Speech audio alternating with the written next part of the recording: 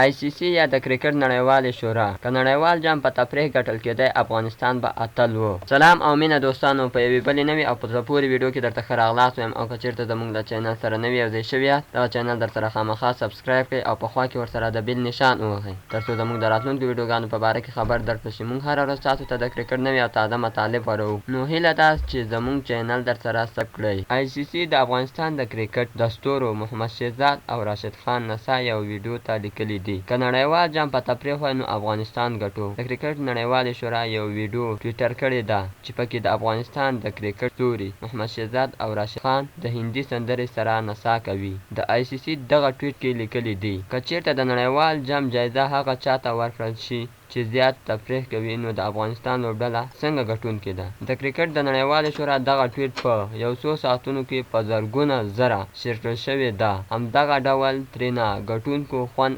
واخیست. په ویسټ انډیز کې د شهزاد محمدي د نڅا یو بله جالبه ویډیو چې څه موده مخکې خپره شوې وه، د مینوالو پام ځان ته اړولی و.